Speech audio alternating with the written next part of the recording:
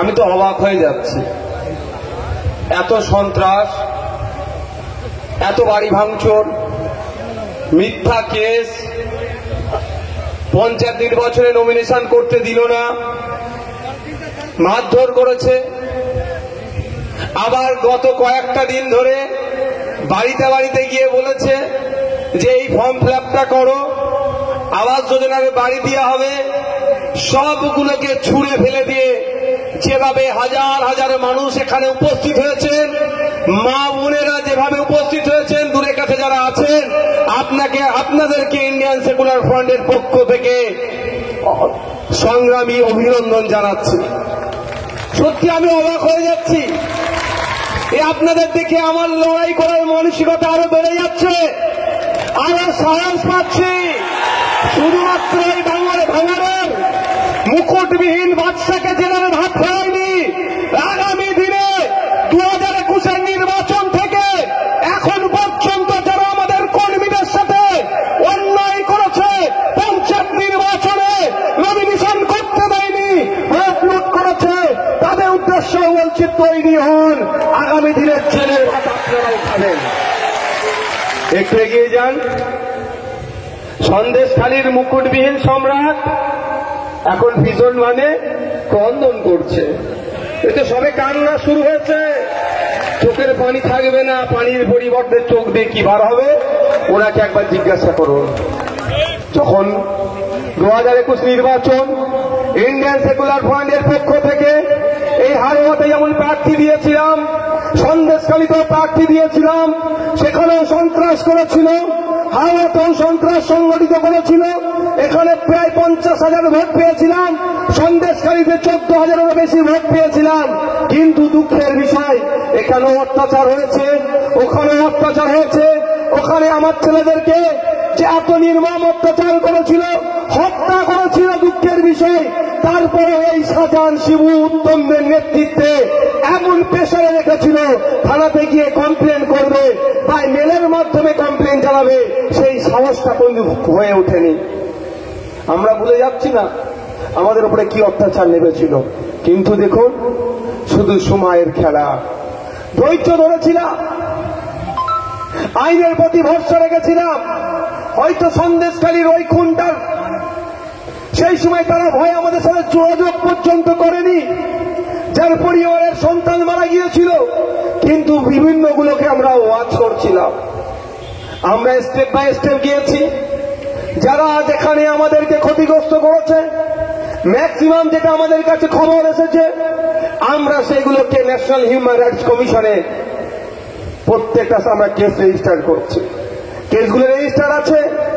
কেউ যদি মনে করে এখন আপনার এখানে যারা কিছু নেতা আছে, যদি মনে করে মমতা ব্যানার্জি সরকারের আমলে এই করছি, মমতা ব্যানার্জির পুলিশ আমাকে বাঁচিয়ে নেবে, একটু আপনাদের মনে করিয়ে দিতে চাই, সূত্রের খবর আপনাদেরকে একটু দিতে চাই।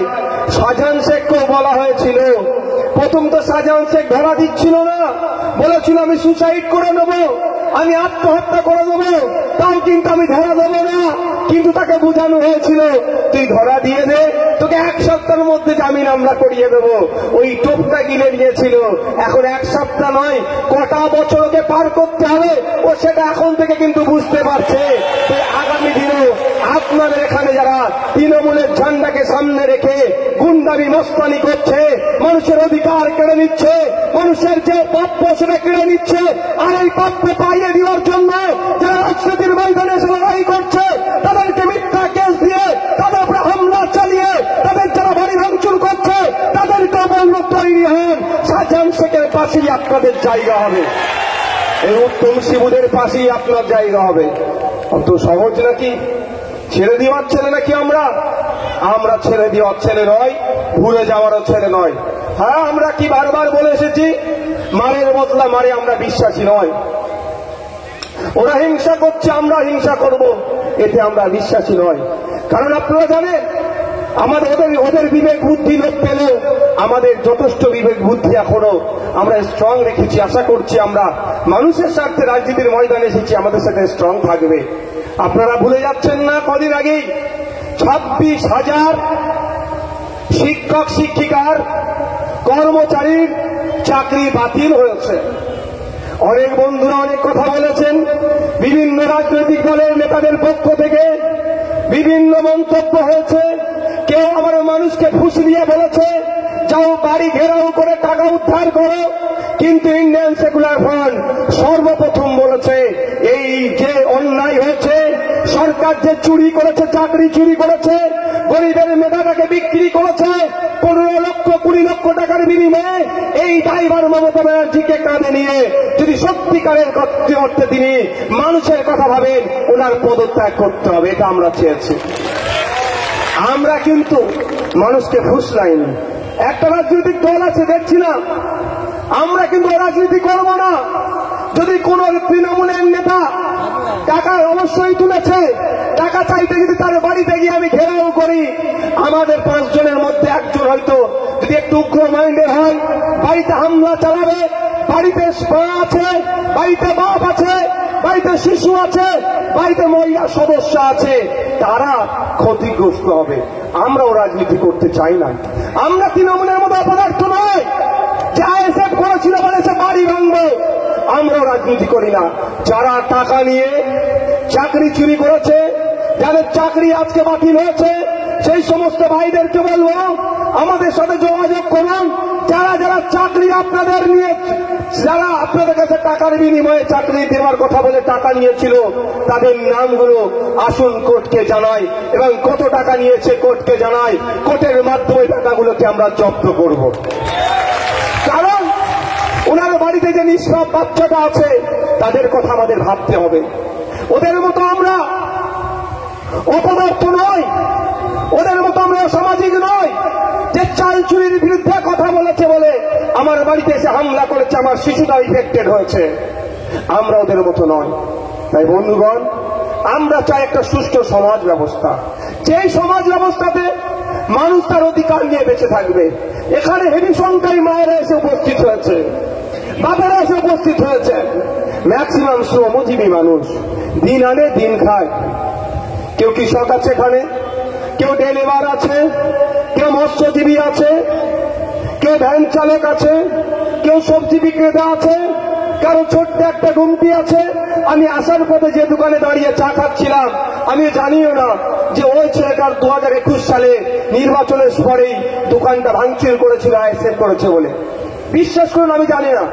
আমার ড্রাইভারকে বলছে ওটা চাটা খেতে হবে তো দাদা, এই দাঁড়াচ্ছি, দাঁড়াতে দাঁড়াতে দাঁড়াতে যেখানে এসে দাঁড়িয়েছি সেই দিকে আবার আমাদের ভালোবাসার এক লোক, সবই সৃষ্টিকর্তার মহিমা। দাঁড়িয়েছি, সে ছুটে বেরিয়ে এসছে সেলফি নিয়ে। আমি জানি ভাই আগে চাটা তৈরি করো। বলছে ভাইয়ের পরে যা হবে, এই আমার দোকান ভাঙচুর করেছিল, আপনি আমার দোকানে চলে এসেছেন, আমার কাছে যেন একটা স্বপ্ন মতো লাগছে। তো যেটা বলছে, আমাদের ভালোবাসার মানুষেরা কি শ্রমজীবী মানুষ, দিন আনে দিন খায়। আমাদের লড়াইটা কি? আমাদের অধিকারের জন্য যেগুলো আসছে এরা লুট করে নিচ্ছে। এই শাহজাহান, শিবু, উত্তম থেকে শুরু করে আপনাদের এখানে কিছু আছে যারা নেতা, তারা লুট করে নিচ্ছে। এটার হাত থেকে মুক্তি করতে হবে। তবে একটা কথা জানিয়ে রেখে যাই আপনাদের, এই আমরাডিহি অঞ্চল, এটা তো হারুয়া বিধানসভা, এই মিনাখার কথা বলছি, এই অর্থ অঞ্চলের কথা বলছি। 2021 নির্বাচনের পরে প্রচুর হিংসা হয়েছিল। একটা কথা বলে যাচ্ছি, কান খুলে শুনিয়ে দিতে চাই, যারা 2021 সময় আইএসএফ এর ভালোবাসার মানুষদের অত্যাচার করেছেন, আপনাদের নামগুলো কিন্তু কোর্টে দেওয়া আছে।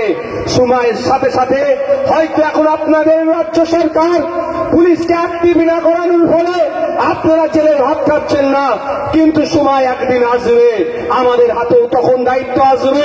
আমরা কিন্তু বুঝিয়ে দেব আপনাদেরকে যে আপনারা যে অন্যায় করেছেন। আর 2024 আছে, যদি আমাদের কর্মীদেরকে ভয় দেখায় যে 2021 মতো হবে, শুধু এতটুকু কথা বলে দেবেন, 2021 সালে আমাদের দলের চেয়ারম্যান নওশাদ সিদ্দিকী ভাইজান রাজনীতির ময়দানে সেই সময় পা রেখেছিল। এখন 3 বছর নানা ঘাত প্রতিঘাত পার করেছে, নিজের জেল কেটেছে। এইবার একটা কর্মীকে কাজ করে দেখো, আমাদের ভাই যেন বুঝে নেবে। আপনাদের বুঝতে হবে না, বুঝে আমি নেব। যদি মনে হয় মিথ্যা কেস দেবে, ভয় পাওয়ার দরকার নয়। আমাদের উকিল সাহেব আছে, বসিরহাট কোর্টে আছে, বারাসাত কোর্টের উকিলের আছে, অনেক উকিলরা আমাদের আছে। আমি দায়িত্ব নিয়ে বলতে পারি, এক উকিল সাহেব আছেন, আমাদের পিয়ারুল ভাই উকিল সাহেবরা আছেন, এই ধরনের শয়ে উকিল রেডি আছে। হয়তো তারা প্রকাশ্যে রাজনীতি করতে পারছে না, তারা বলছে ভাইজান চালিয়ে যান, আইনটা আমাদের হাতে ছেড়ে দেন, আইনের মাধ্যমে বুঝে নেব। আমাদের আয়েশা বিবি আমাদেরকে জেলে নিয়ে গিয়েছিল, জেল খাটিয়েছে, আইনের মাধ্যমে ট্রেনের খোঁচাতে মমতা ব্যানার্জি আটকে রাখতে পারেনি, জেলের তালা আইনের মাধ্যমে খুলিয়েছি আমরা। আপনাদের বলে রাখি, নিশ্চিন্তে রাজনীতি করুন, গণতন্ত্রকে প্রতিষ্ঠার লক্ষ্যে এগিয়ে আসুন। রুজি রুটির লড়াইয়ে আপনারা সাথ দিন। আবাস যোজনার যে মায়ের বাড়ি চুরি হয়েছে, বাপের বাড়ি চুরি হয়েছে আবাস যোজনার, সেটাকে দিল্লিতে গিয়ে আমাদের তাদের হাতে তুলে দেবে। আপনাদেরকে বলছি, আমাদেরকে সুযোগ দিন, ভয় পাওয়ার কোনো দরকার নয়। কেস হবে, মিথ্যা কেস হবে তো পুলিশ ধরতে আসলে কি বলবেন? এখন তো শীতকাল নয়, এখন কি শীতকাল? এখন কম্বলের ব্যাপার আছে? বলবে দাঁড়া, আমার ঘরের ফ্যামিলিকে বলে দিই আধার কার্ড বা ভোটার কার্ডের জেরক্সটা আমাদের নেতৃত্বদেরকে দিয়ে, মুসা ভাই আছে, পিয়ারুল ভাই আছে, কুতুব ভাই আছে, আমাদের প্রার্থী আছে, ওখানে শুধু পৌঁছে দেবেন। এতটুকু কাজ করতে পারবেন তো ভাই? আমি নওশাদ সিদ্দিকীর দায়িত্ব নিয়ে আপনাদের বলছি, আপনাকে কোর্টে নিয়ে যাওয়ার আগে বসিরহাট করত, আপনাদেরকে বসিরহাট কোর্টে নিয়ে যাওয়ার আগে আমাদের পক্ষ থেকে অ্যাডভোকেট আপনার জন্য দাঁড়িয়ে থাকবে আপ্যায়ন করার জন্য, যে আমাদের বীর আসছে, গণতন্ত্রকে রক্ষার লড়াই করেছিল, দলিত মায়ের ভাত চুরি করেছে তার বিরুদ্ধে কথা বলেছিল, আদিবাসী ভাইয়ের জমি জঙ্গল চুরি হয়ে যাচ্ছে তার বিরুদ্ধে কথা বলেছিল, মুসলিম মায়ের অধিকার কেড়ে নিচ্ছে, সন্দেশকালীন মায়েদের উপরে অত্যাচার হচ্ছে তার বিরুদ্ধে কথা বলেছে বলে আজকে তাকে জেলের তাকে অ্যারেস্ট করা হয়েছে। আমাদের বীর আসছে, আমরা তাকে জামিন করার জন্য রেডি আছি। আপনাকে কোর্টে পৌঁছানোর আগে আমাদের উকিল কি করবে? কাগজ নিয়ে রেডি থাকবে আপনার জামিনের জন্য। এবার বলি, বারাসাত কোর্টে যদি জামিন না হয়, জজ কোর্টে যাব, জজ কোর্টে যদি না জামিন না হয়, হাইকোর্টে ছুটবো, আপনাকে জামিন করাবো। আমি ধরে নিচ্ছি আমার ভাইয়েরা বিশ্বাস এমন কিছু কাজ করবে না যেটা হাইকোর্টেও নাকি জামিন পাওয়া যাবে না। ভরসা আছে তো নাকি আপনাদের কাছে? ভরসা আছে তো? আমরা অসামাজিক কাজ করব, দেশ বিরোধী কাজ করব, আপনারা শুনলে অবাক হয়ে যাবেন। আস্তে আস্তে একজন আধিকারিকের সাথে একটু কথা বলছিলাম, প্রাক্তন একজন আধিকারিকের সাথে, এই সন্দেশখালীতে যেভাবে খুঁজে পাওয়া যাচ্ছে, উনি আমাকে শুধু বললেন এটা তো ট্রেলার, একটু অপেক্ষা করুন। আমি কেন? বলছে যে বন্দুক উদ্ধার হয়েছে এই ইন্ডিয়া মেড নয়, ভারতের তৈরি নয়, বেলজিয়াম তৈরি বন্দুক উদ্ধার হয়েছে। ভারতবর্ষের কোন পুলিশের কাছে ওই বন্দুক থাকে না। ভাবতে পেরেছেন? এই সমাজ বিরোধী দেশদ্রোহীগুলো তৃণমূলের ছায়া তলে তারা নিজেদেরকে গুটিয়ে রেখে দিয়েছে, তৃণমূলের পোস্টারকে সামনে রেখে সমাজ বিরোধী কাজ করছে। আমি শুনতে অবাক হয়ে গেলাম। আমি বললাম কার কাছে থাকে তাহলে? বলছে আর্মিদের কাছেও এই বন্দুক থাকে না। আমি তো আরো ভয় পেয়ে গেলাম। ন্যাশনাল সিকিউরিটি গার্ডের কাছে এই বন্দুক থাকে, এই গ্লক 17 নামে বেলজিয়ামে তৈরি সেই বন্দুক উদ্ধার হয়েছে। কে করেছে? ওই বন্দুক কোথায় কোথায় শাহজাহান শেখ দিয়েছে, শিবু উত্তমরা কাদেরকে দিয়েছে? আপনার এখানে কি মোল্লা নামে এক নেতা আছে না? তার উদ্দেশ্যে বলে যাচ্ছি, আপনার সাথে শাহজাহান শেখের সম্পর্ক কোথায় আছে আমরা ভালো করে জানি। শিবু উত্তমদের সাথে কতবার উঠাবসা করেছেন সব আমরা জানি। আপনি বললেন চাইনি, আপনার মোবাইলের টাওয়ার লোকেশন কিন্তু সন্দেশখালীতে অনেকবার শাহজাহানের মোবাইলের লোকেশনের সাথে যুক্ত আছে, সেটাও আমাদের কাছে আছে। চাইলে সরকারিভাবে আমরা দিতে পারি। বুঝতে পারছেন তো? সব ডাকাতকে জব্দ করা হবে। যে দেশের বিরোধী কাজ করবে, দেশের আইনের পরিপন্থী কাজ করবে, সে কোন জাতের, সামনে মোল্লা পিছনে, সামনে মোহাম্মদ পিছনে মোল্লা আমি দেখবো না, সামনে হাসদা পিছনে মন্ডল আমি দেখবো না।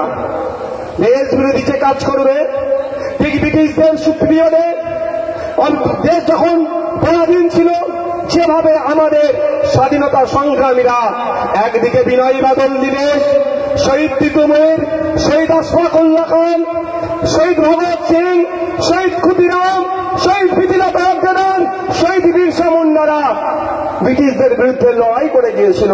আমাদেরকেও একইভাবে লড়াই করতে হবে। সামনে কে আছে আমার দেখার প্রয়োজন নাই। সত্যের ট্রেন ধরেছি। সামনে মোল্লা আছে, সামনে সৈয়দ আছে, সামনে হাজিরা আছে, সামনে হাজরা আছে, দেখার দরকার নাই। যে সমাজ বিরোধী কাজ করবে তার জন্য আমার এক ফুটাও সিম্প্যাথি নাই। এখন সিম্প্যাথি পাওয়ার জন্য শাহজাহান শেখ কি বলছে? আল্লাহ বিচার করবে।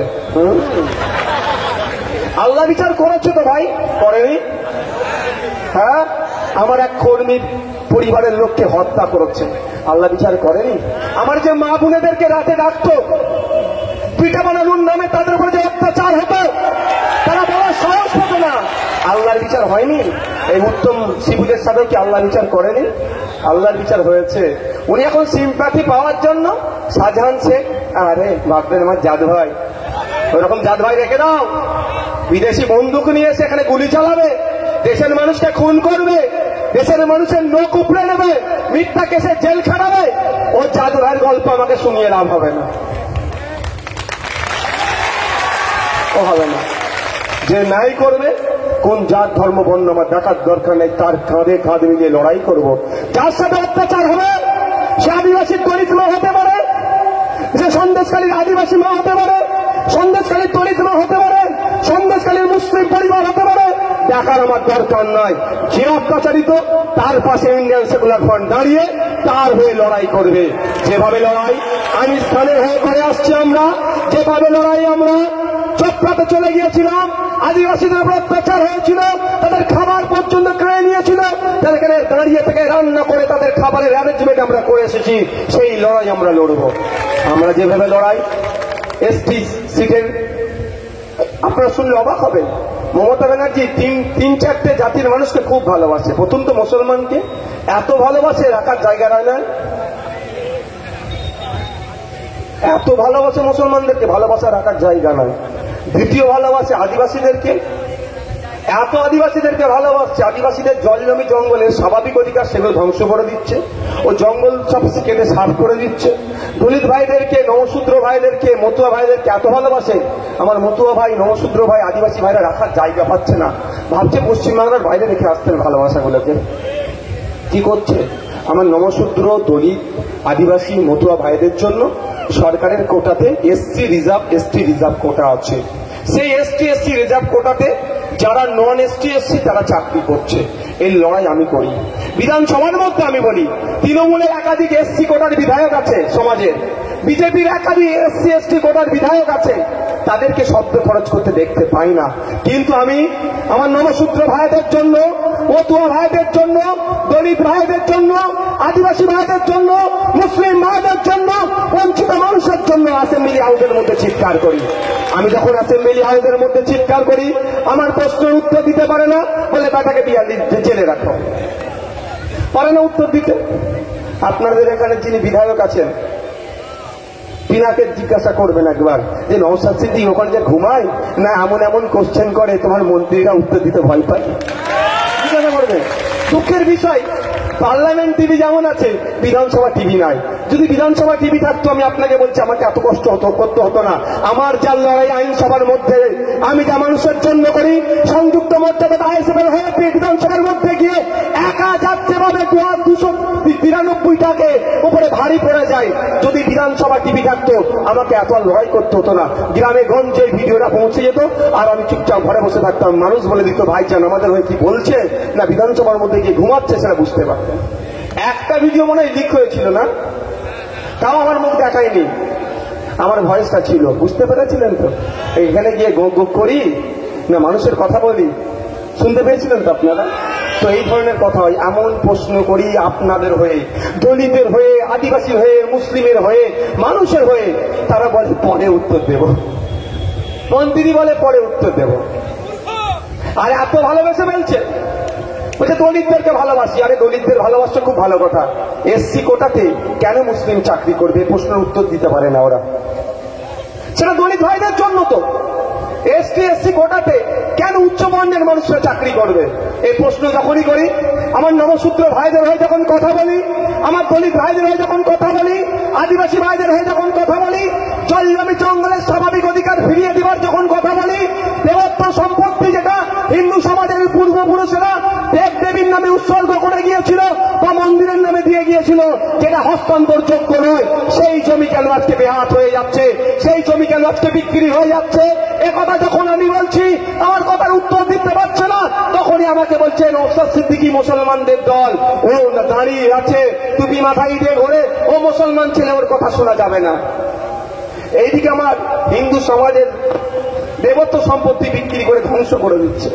আমি যখন আনিস খানের পাশে দাঁড়াই, পরিবারের পাশে দাঁড়াই, তাকে কেন হত্যা করা হলো তার জবাব চাই, ঈদে কেন 3 দিন ছুটি দেওয়া হলো না তার যখন জবাব চাই, ওয়াকফ প্রপার্টি কত বিঘা উদ্ধার হয়েছে তার যখন লিস্ট চাই, আমি যখন ওবিসি কোটায় মুসলমানদের সংরক্ষণ ঠিক করে হচ্ছে না, শিক্ষা স্বাস্থ্যে মুসলমানরা পিছিয়ে গিয়েছে, 2011-এর আগে সাচার কমিটির সুপারিশগুলো দেখিয়ে মমতা ব্যানার্জি ভোট চেয়েছিল, এখন মুসলমানদের অবস্থা কোন জায়গায় আছে তার ডেটা যখন চাইছি, তখনই আমি বিজেপি দালাল হয়ে যাচ্ছি। যাবো কোথায় ভাই? আমার নন মুসলিম ভাইদের অধিকারের কথা বললে মুসলমানদের দল মাথায় টুপিয়ে মুখে দাঁড়িয়ে আছে, আর মুসলিম ভাইদের অধিকারের কথা বললে বিজেপির দালাল।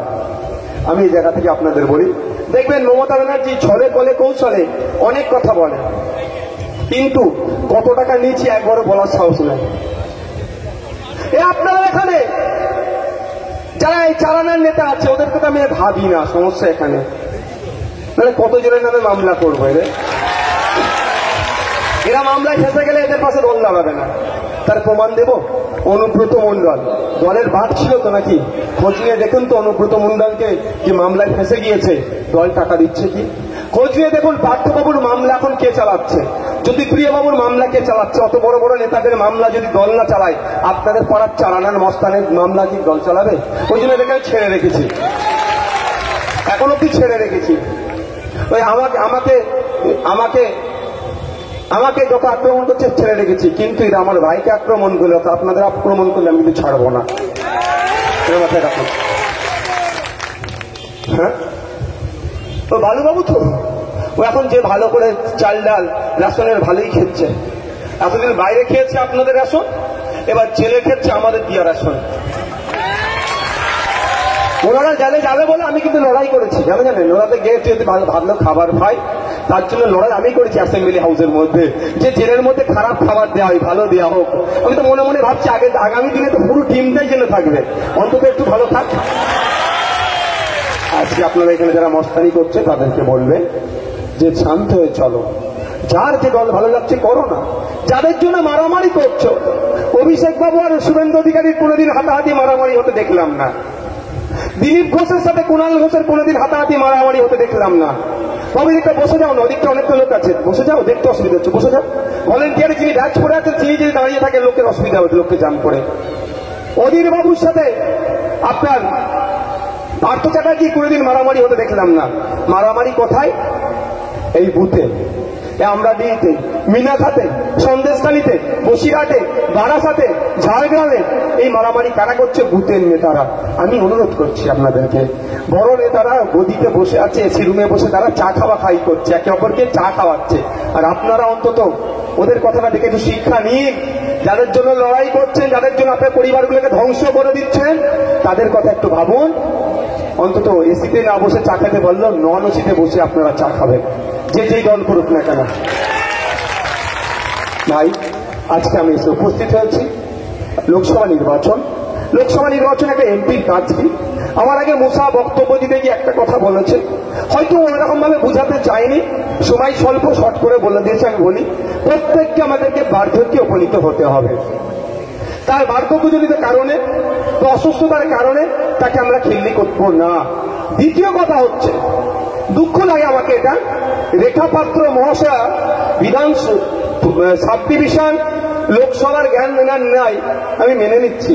মুসারকেও বলবো, আমিও বলবো, আপনারা শুনে রাখুন, ওরা কোনোদিন চায় না রেখা পাত্ররা শিক্ষিত হোক, ওরা কোনোদিন চায় না নওশাদরা শিক্ষিত হোক, ওরা কোনোদিন চায় না সঞ্জীব হাসদারা শিক্ষিত হোক। ওরা সবসময় চায় রেখা, নওশাদ, সঞ্জীব আর শিক্ষিত থাকুক, আমাদের মাথায় কাঁঠাল ভেঙে খাবে।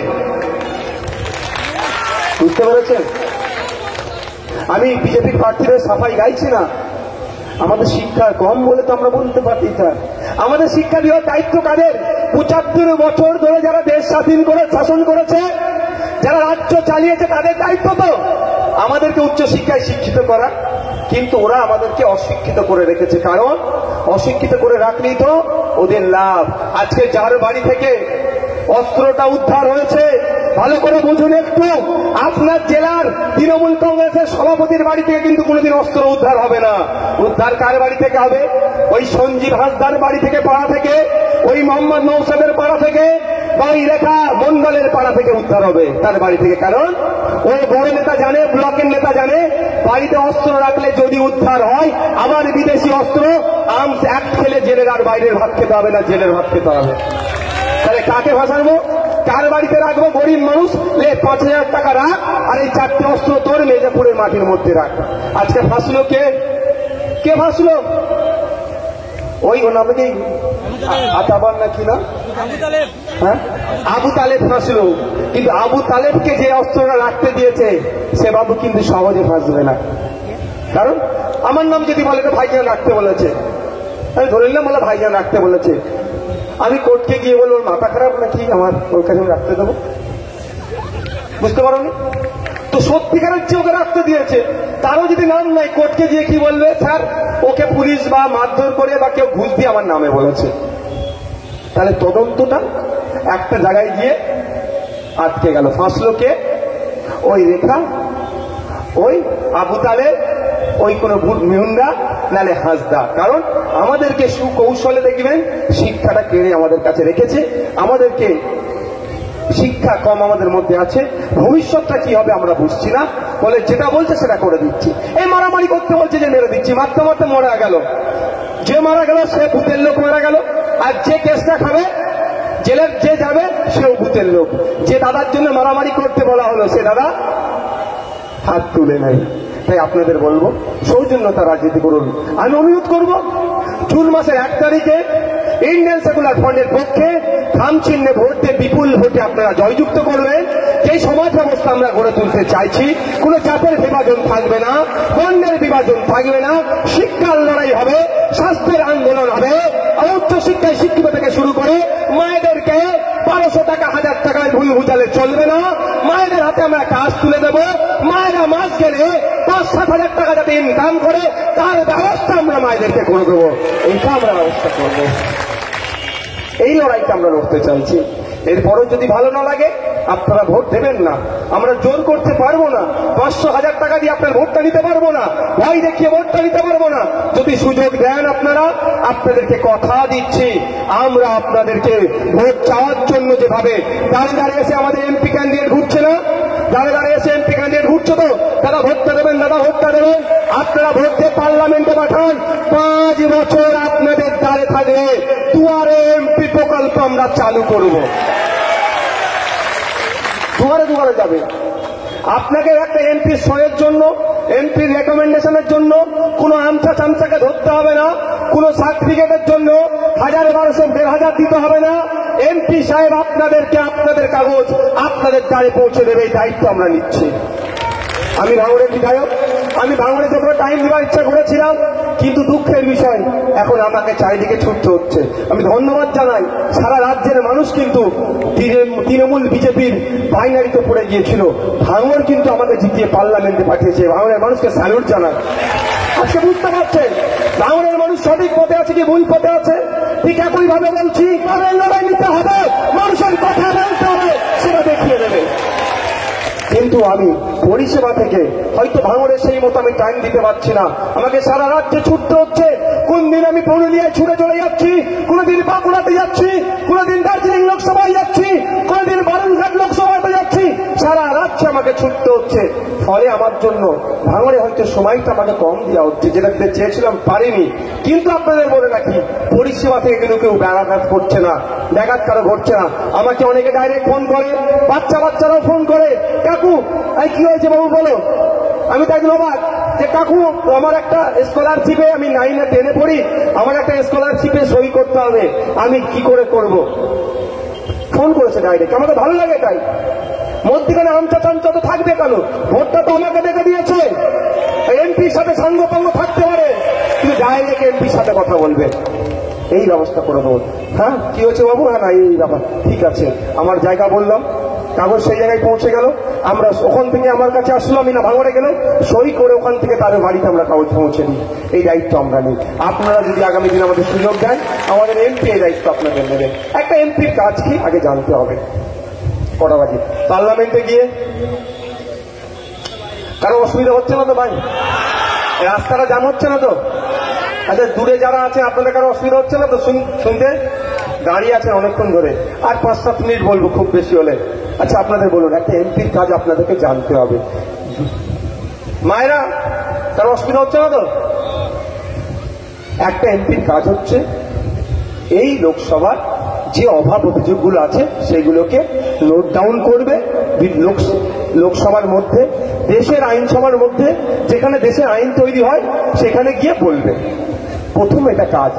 আর যারা শাসক পক্ষ থাকবে সেটাকে শুনে মিনিস্টারের মাধ্যমে সমাধান করবে। এইটা তো জনপ্রতিনিধি। এই বসিরহাটের 17-18 লক্ষ ভোটার যদি পার্লামেন্টে গিয়ে বলে আমাদের এই হারুয়াবাড়ি ব্রিজ ভেঙে গিয়েছে, এই ব্রিজ করতে হবে শহীদ তিতুমিরের নামে, তার স্বাধীনতা সংগ্রামীর নামে, এটা করতে হবে, আমাদের এখানে স্বাস্থ্যের ব্যবস্থা কলোনিতে চলে গিয়েছে, নতুন বাস রুট দরকার, রাস্তাঘাট ঠিকঠাক হচ্ছে না, স্কুলের টিচার নেই, হসপিটালে ডাক্তার নেই, হসপিটালে ঔষধ নেই, এইসব 16-17 লক্ষ মানুষ দিল্লিতে গিয়ে বলে, কতজনের কথা শুনবে ভাই? তার কি শোনার ধৈর্য থাকবে না? সেই পলিসিটা আছে। ওই জন্য আমরা পলিসি ভোটিং সিস্টেম 10 লক্ষ লিমিটেশন ছিল, বাড়তে বাড়তে কোনো জায়গায় 14 লক্ষ, 16 লক্ষ, 18 লক্ষ হয়ে গিয়েছে। তাই এই বসিরহাট লোকসভার মানুষরা একজনকে ভোট দিয়ে পাঠাবে। অনেকজন দাঁড়াবে যে আমাকে ভোট দাও, আমি তোমাদের হয়ে ভালো কথা বলবো, অনেকে দাঁড়িয়েছে। এর মধ্যে থেকে সংখ্যাগরিষ্ঠ মানুষ যাকে চাইবে সে পার্লামেন্টে যাবে। তার কাজ কি হবে? এই বসিরহাট লোকসভার মানুষের যা অভাব অভিযোগগুলো আছে সেইগুলো গিয়ে সেখানে শোনানো, প্রথম কাজ। দ্বিতীয় কাজ কি হবে? যে আইনসভার মধ্যে যেখানে আইন তৈরি হবে সেই আইনগুলো যেন জনগণের পক্ষে আসে, বা অনেক আইনের চেঞ্জেস আসে, অ্যামেন্ডমেন্ট হয়, সংশোধন হয়, সংযোজন হয়, সেই আইন যদি জনগণের পক্ষে আসে, আরো বেশি ভালো করে আমাদের ইঞ্জিনিয়ার তার বুদ্ধি দিয়ে, পার্টির বুদ্ধি দিয়ে আরো ভালোভাবে যে আইন তৈরি হোক, জনগণের পক্ষে যাক, সে কথা বলবে। আর কি, যেটা অনেক কাজ আছে। আর একটা গুরুত্বপূর্ণ, এমন কোন আইন যদি অ্যামেন্ডমেন্ট হচ্ছে যেটা বা তৈরি হচ্ছে জনগণের বিপক্ষে যাবে, সেটা স্ট্রংলি সেটা রিফিউজ করবে, অপোজ করবে, বিরোধিতা করবে। আর একটা কি গুরুত্বপূর্ণ, যেটা শাসকেরও হয়তো মাথায় নাই, অনেকেরই মাথায় নাই, দেশের মানুষের উপকার হবে। যেমন একটা ছোট্ট উদাহরণ দিই, আমরা বারবার বলে আসছি, মমতা ব্যানার্জি বলছেন নাকি দালাল রাজ বন্ধ হচ্ছে না হসপিটাল থেকে। আমরা বলেছি ব্লক হসপিটাল থেকে শুরু করে কলকাতার পিজি হসপিটাল পর্যন্ত ডিসপ্লে বোর্ড লাগিয়ে দেন। হসপিটালের সামনে বোর্ড লাগানো থাকবে যে কটা আইসিইউ আছে, কটা সিসিইউ আছে, কটা মেল ওয়ার্ড আছে, কটা ফিমেল ওয়ার্ড আছে, কটা জেনারেল ওয়ার্ড আছে, কটা শিশুদের চাইল্ড ওয়ার্ড আছে, সবটাই ঝুলবে। যে যাবে আগে সে পরিষেবা পাবে, দালাল রাজ থাকবে। আমরা শিয়ালদা কলকাতায় যদি যাই, শিয়ালদার ট্রেনে যাই, আমরা কোন নম্বর প্ল্যাটফর্মে ট্রেন দিয়েছে হয় অ্যানাউন্সমেন্ট শুনি, না হলে কি করি ডিসপ্লে বোর্ডে গিয়ে দেখি। তো ওখানে তো অনেক পকেটমার, অনেক দালালরা আছে, অনেক কিছু করতে পারে। তো আমাদের যদি বেডের প্রয়োজন হয়, সর্বপ্রথম আমরা এখান থেকে কেন ট্রিটমেন্ট নেওয়ার জন্য কলকাতায় যাব? এখানে পিজির মতো হসপিটাল কেন তৈরি হবে না? এই দাবিটা পার্লামেন্টের মধ্যে গিয়ে আখতার রহমান বিশ্বাস বলবে। যেমন রাজ্যের আইনসভার মধ্যে নওশাদ সিদ্দিকী বলছে, দেশের আইনসভার মধ্যে পার্লামেন্টে গিয়ে বলবে। জেলায় জেলায় এইমস এর মতো বা পিজি হসপিটালের মতো হসপিটাল তৈরি করতে হবে, আওয়াজ তুলবে। সর্বপ্রথম এই দাবি আমাদের, কিন্তু এখন তো তৈরি হচ্ছে না। এই লড়াইটা থাকতে হবে, আমাদেরকে লড়ে যেতে হবে। সুযোগ দিলে আমরা তৈরি করে দেখাবো। দক্ষিণ 24 পরগনার সুন্দরবন প্রত্যন্ত এলাকা থেকে, এই মিনাখা থেকে শুরু করে কাকদ্বীপের রুগীরা কেন কলকাতায় যাবে? আপনার ঝাড়গ্রামের রুগীরা কেন কলকাতায় আসবে? দার্জিলিং এর রুগীরা কেন কলকাতায় ট্রিটমেন্ট করতে আসবে? দার্জিলিং, জলপাইগুড়ি, দিনাজপুর, মালদা, মুর্শিদাবাদ, বীরভূম, পুরুলিয়া, ঝাড়গ্রাম, বাঁকুড়া, এই সমস্ত প্রত্যন্ত জেলাগুলোতে, পিছিয়ে পড়া জেলাগুলোতে, দূরবর্তী জেলাগুলোতে কেন পিজির হসপিটালের মতো, ক্যালকাটা মেডিকেলের মতো হসপিটাল হচ্ছে না? এর দাবি আমরা করছি। আগামী দিনে আপনারা সুযোগ দিলে আমরা প্রতিটা জেলায় বছরে একটা করে হলেও তৈরি করে দেখাবো। তিনি সুযোগ দেন। কিন্তু এখন তো আমাদের হাতে নাই, এখন যে বুদ্ধিটা আছে সেটা আমরা দিচ্ছি। কি বলছি? ঠিক যেভাবে আমরা চাই বলছি যে ডিসপ্লে বোর্ড দেখলে আমরা ট্রেন ধরে চলে আসি, ঠিক ওইভাবে হসপিটালে গিয়ে যদি আমরা বারাসাত ডিস্ট্রিক্ট হসপিটালে গিয়ে বলছে বেড নাই, কিন্তু টাকা মারবেন 5,000 10,000 মারবেন বেড পেয়ে যাবেন। কলকাতায় চলে যাবেন, বলবে বেড নাই, 20,000 30,000 50,000 মারবেন বেড পেয়ে যাবেন। তাহলে ওটা বন্ধ করতে হবে। আমরা বলছি কি ডিসপ্লে বোর্ড লাগাও। এই যে ইউনিক আইডিয়া ইন্ডিয়ান সেকুলার ফ্রন্টই দিচ্ছে, পার্লামেন্টে গিয়ে এই ধরনের ইউনিক আইডিয়া দেবে মানুষের জন্য। আক্তার রহমান বিশ্বাস, তো এইগুলো করতে হবে। কিন্তু আমরা পার্লামেন্টে যাকে পাঠালাম সে কি আমাদের উপকার করেছে? সেটা টিকটক ভিডিও সেলফি নিতেই ব্যস্ত হয়ে গিয়েছে। যখন জনগণের বিপক্ষে, কৃষকের বিপক্ষে বিলটা পাস হয়েছিল, তার উচিত ছিল এখানকার যিনি বিদায়ী এমপি তার উচিত ছিল পার্লামেন্টে দাঁড়িয়ে তিনি একা হলেও জনগণের বিপক্ষে যে কৃষক বিল এসেছে, কৃষকদের স্বার্থের কথা ভেবে কৃষকদের ভোটে পার্লামেন্টে গিয়েছে, সেই ভোটের সম্মান দেওয়ার জন্য কৃষকদের পক্ষ নিয়ে সেখানে একা হলে প্রতিবাদ করা। কিন্তু দুঃখের বিষয় অপদার্থ বিদায়ী এমপি, আমি অপদার্থ বলছি, আমার শব্দটাকে কোট করবেন।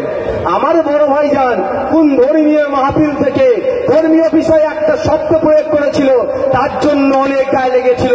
তার ছোট ভাই এসে বলছি বিদায়ী এমপি হচ্ছে অপদার্থ বিদায়ী এমপি, আর তাকে যারা টিকিট দিয়েছিল তারা ডবল অপদার্থ। মমতা ব্যানার্জি, অভিষেক ব্যানার্জি ডবল অপদার্থ। পারলে আমার নামে কিছু করতে বলবে যাও।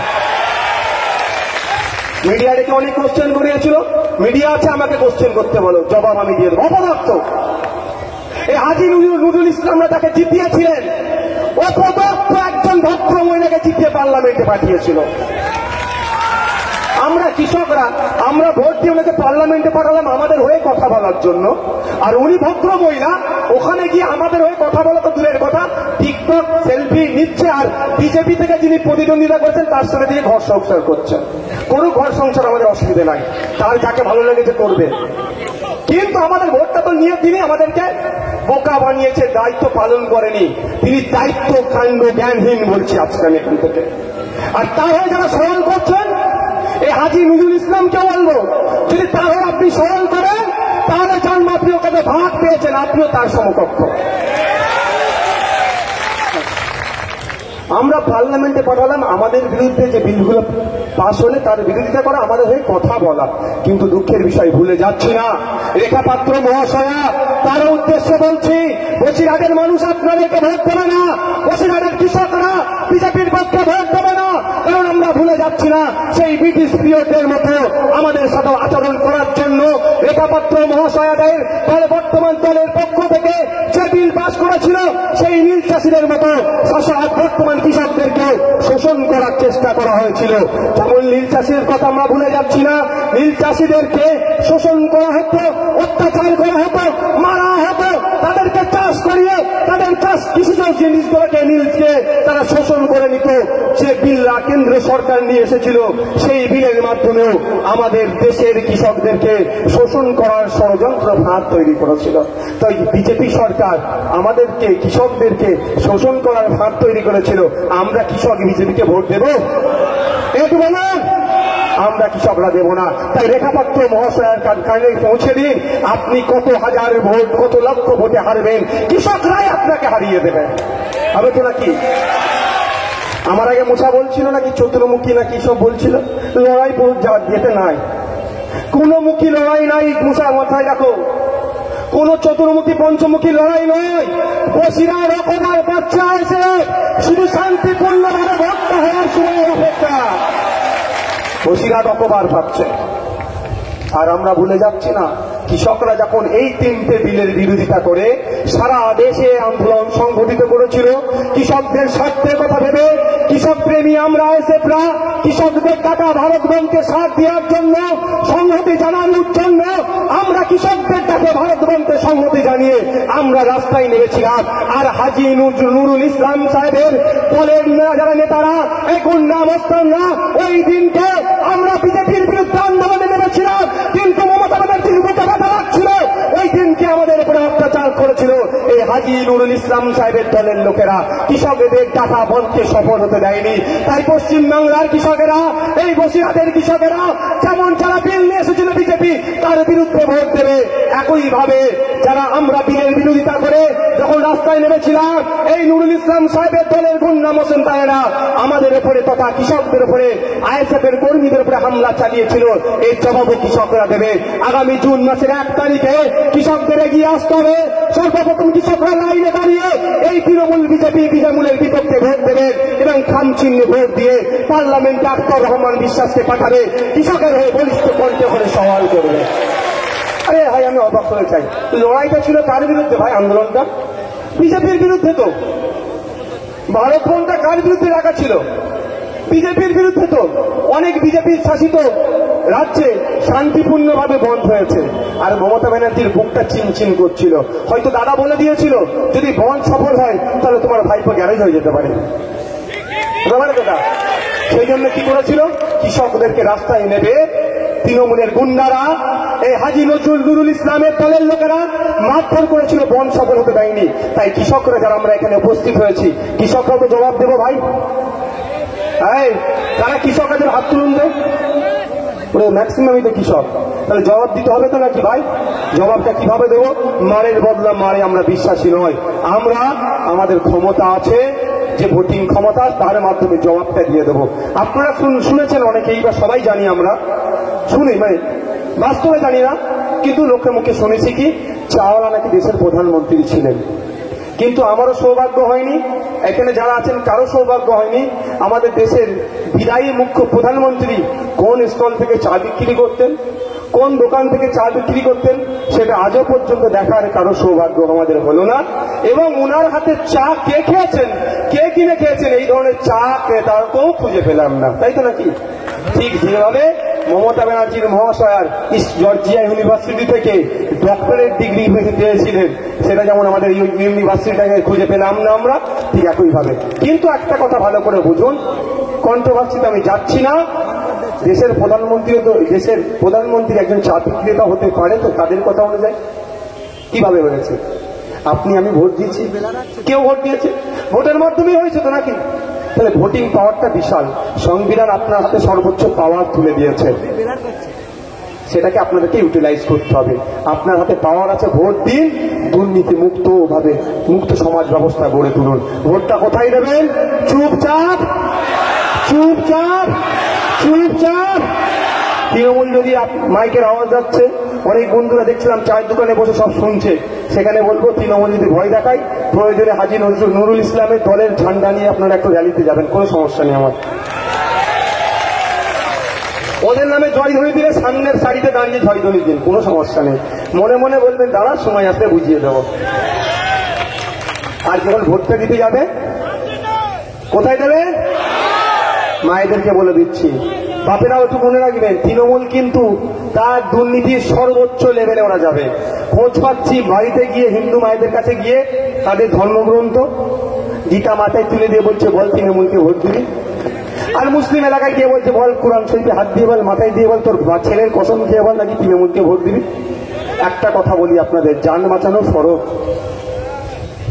আগে জীবনটা বাঁচাতে হবে। যা বলছে সব কিছু, ও যা বলতে বলবে সবে শপথ করে নেবেন।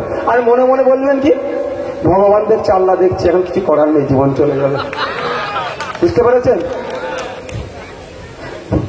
কি বলছি? বুঝতে পেরেছেন? আর যখন ইভিএম মেশিনের সামনে আপনি আর ইভিএম মেশিন থাকবে, সব কথা মাথা থেকে ভুলে যান, ওইটার কথা ভাবুন। আপনার ছেলের ভবিষ্যৎ কিভাবে ঠিক থাকবে, আপনার হয়ে লড়াই পার্লামেন্টে। দেশের আইন যেখানে তৈরি হয়, সেই দেশের আইন যেখানে তৈরি হবে, আপনার লোককে পৌঁছাতে হবে।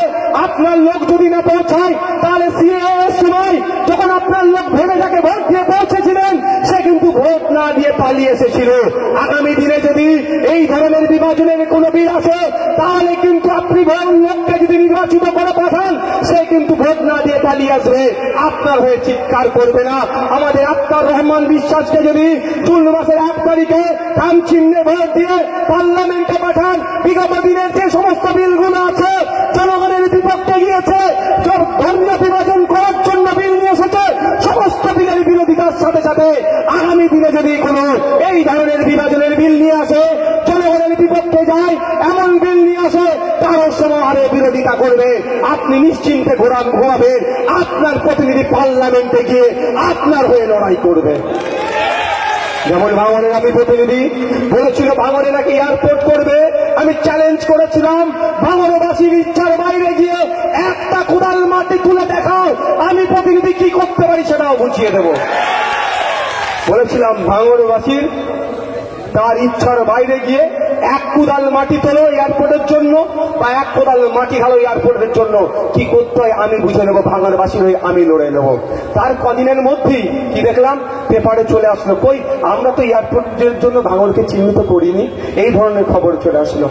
আর যদি ওখানে তৃণমূলের কোনো বন্ধুকে আপনারা জিতিয়ে দিতেন, সে দায়িত্ব নিয়ে এসে পেয়ে দিয়ে বলতে এই করো, পেডিয়ে শব্দটা অনেকের কাছে খারাপ লাগতে পারে, কিন্তু কিছু করার নেই, বলতে হচ্ছে। তো আগামী দিনেও আপনারা বর্ডার এরিয়াতে আছেন, আপনাদের হয়ে লড়াই করার লোকের দরকার শক্তিশালী লোক। তবে হ্যাঁ, বর্ডার এরিয়া যখন মনে পড়ছে আমার, বলছি একটা কথাই, আমরা আমাদের দেশ সবার আগে, দেশ থাকলে পার্টি থাকবে, দেশ থাকলে আপনি আমি থাকবো, দেশ থাকলে দেশে যদি শান্তি থাকে আপনার আমার শান্তি হবে।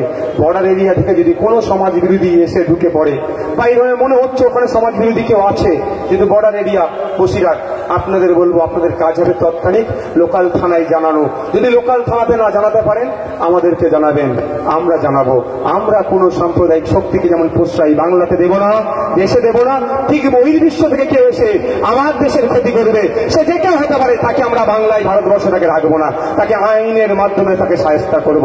যেমন বিদেশি বন্দুক ঢুকেছে তার সঠিক সমালোচনা করছি, আগামী দিনে যদি এই ধরনের কেউ কর্মকাণ্ড করে আমাদেরকে জানাবেন, তার আমরা বিরোধিতা করব। এনআরসি সিএ এর কথা বলছি, আমরা পার্লামেন্টে পাঠালাম সিএ এর হাত থেকে বাঁচবার জন্য, অনেকে ভোট দিয়েছিলাম, তাই তো নাকি? হ্যাঁ, চোখ কান বুঝে আল্লাহ বাঁচাও বলে, ভগবান বাঁচাও বলে দিলাম কোথায়? আজকে হলোটা কি? যাকে ভোট দিয়ে পাঠালাম সেই ভোটাভুটিতে বিজেপির বিরুদ্ধে অংশগ্রহণ করলো না, সে বিজেপিকে সহযোগিতা করে দিল। বুঝতে পেরেছেন? মমতা ব্যানার্জি কিন্তু বকলমে সহযোগিতা করিয়েছে। এবার আসা যাক, যেটা বলছিলাম, বিশেষ করে মায়েদের বলবো, বাপেদের বলবো, আপনারা আপনাদের ঘরের বাকি সদস্যদেরকে বলবেন, তৃণমূল প্রচন্ড চালাকি কাজ করবে। কি করবে জানেন? ইভিএম মেশিনে কি বলবে বোকা বানানোর জন্য, যে 1 নম্বর কি 2 নম্বর, ওদের যেখানে একা যদি তৃণমূল আছে, 2 যদি তৃণমূল আছে, কি বলবে? 1-2 মধ্যে ওরা থাকবে।